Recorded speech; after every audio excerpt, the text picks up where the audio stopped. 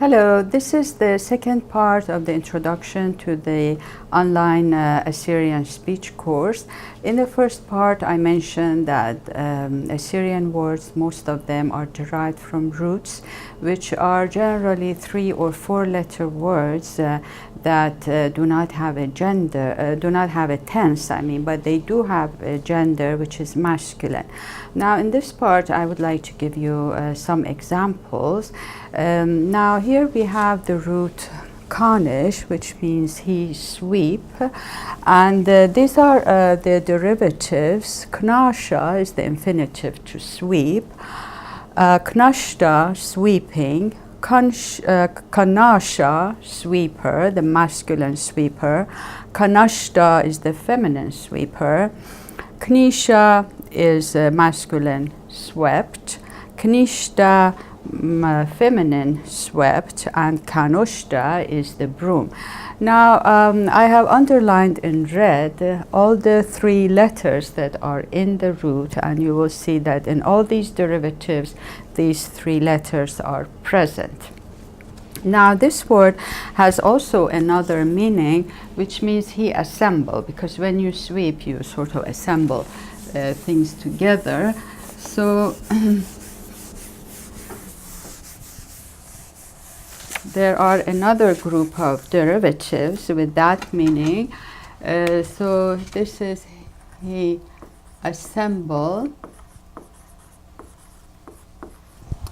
Now we have kinsha, which is assembly. We have knushya, which is a synod. Then we have knushta, which is a synagogue. And we have kunashmille,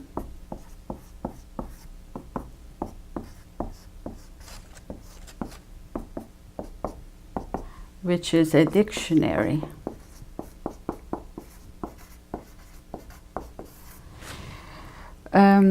Now, in this case, this literally means the assembly of words, in fact.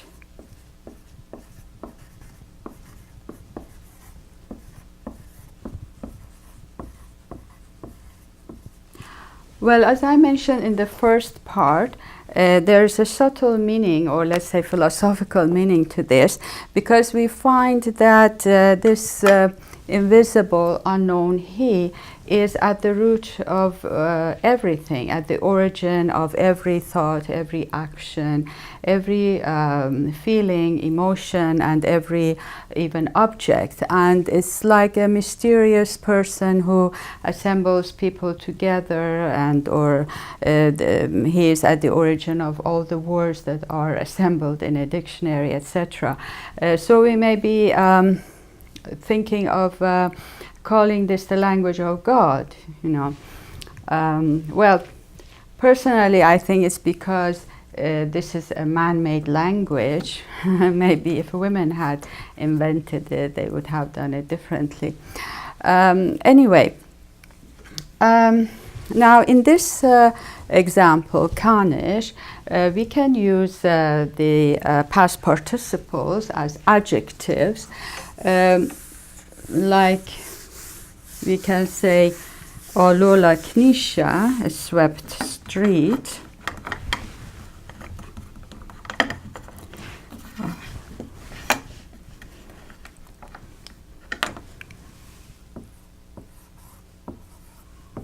Olola Knisha. So here's the adjective. Or darta knishta,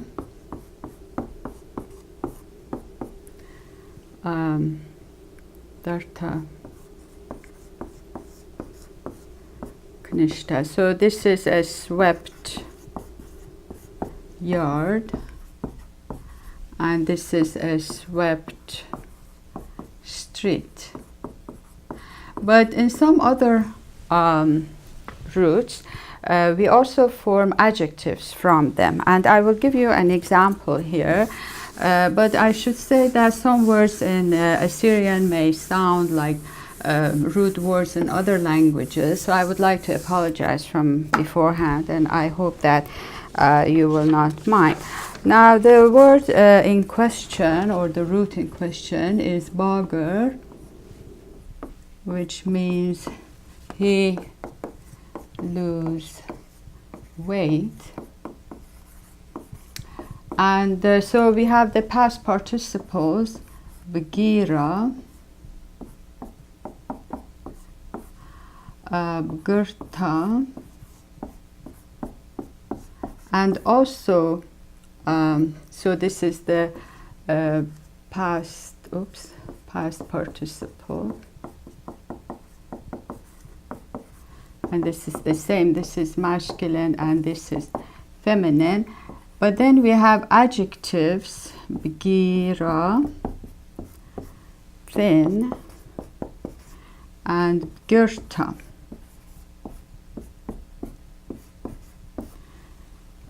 Thin masculine, thin feminine.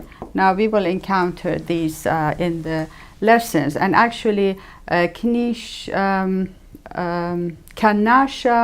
kanashta, and knoshta, these words we will encounter them in the lessons.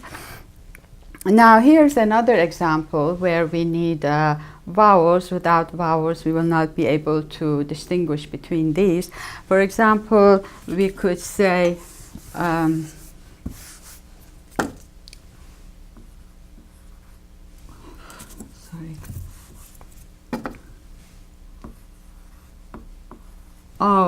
girele, which means that he has lost weight. And by the way, this is an example where the verb to be is used as an auxiliary in perfect present tense. And or we could say bagirele, which means he is thin. Now if I remove the vowels,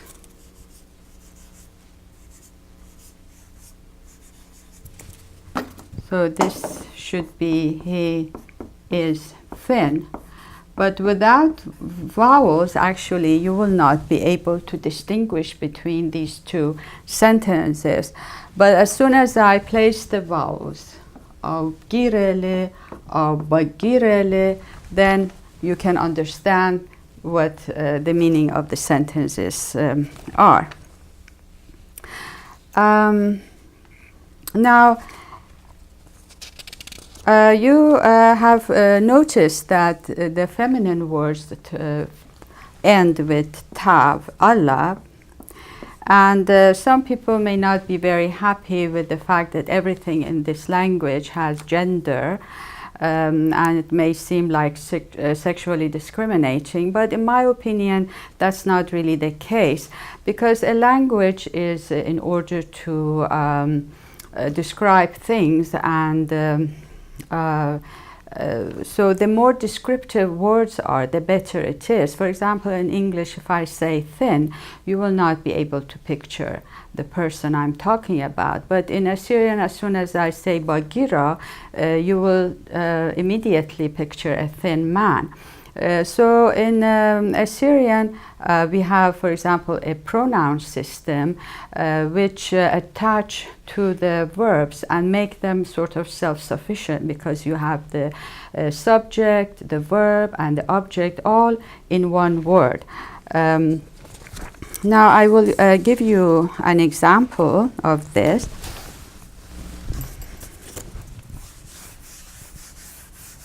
Suppose the gardener has swept the leaves in the garden, so we can say knishle, which means he swept. or knishla, which means she swept.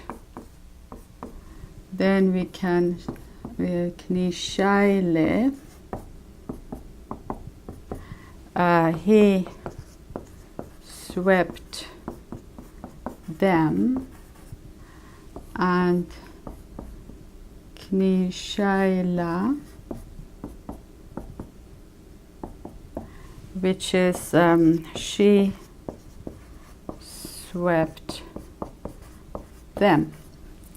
Now here we have knish, which is a form of kanish, if you remember, for the past tense, for forming past tense.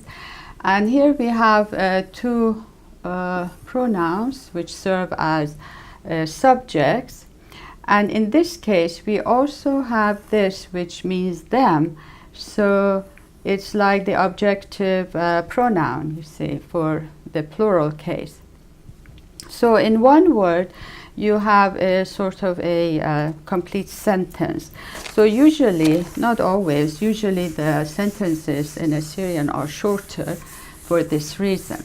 Now, some of the four, or maybe all of the four-letter roots are also derived from the three-letter words. For example, from kanish, we have maknish, which is he make sweep. Now usually you will find mim tacha means to make someone or something do something. For example, we have qare, which means he study or learn.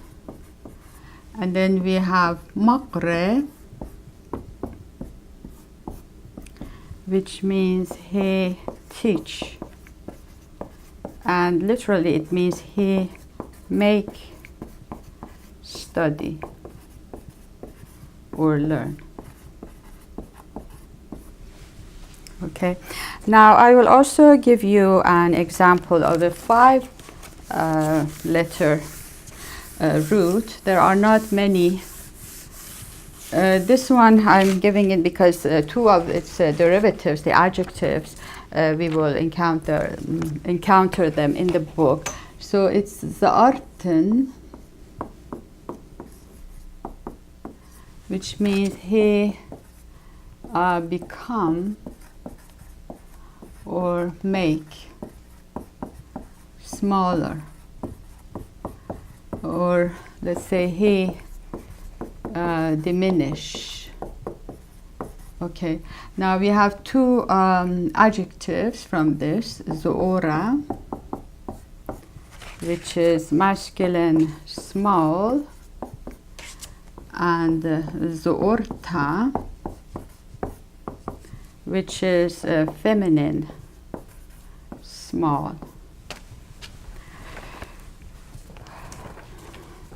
So I think that's all I would like to say. But that's all the grammar that I will mention in this course. In the lessons there will be no grammar. It will be only listening and repeating, and nothing can be easier than that. So I hope that you will join me in the first speech lesson. Goodbye until then.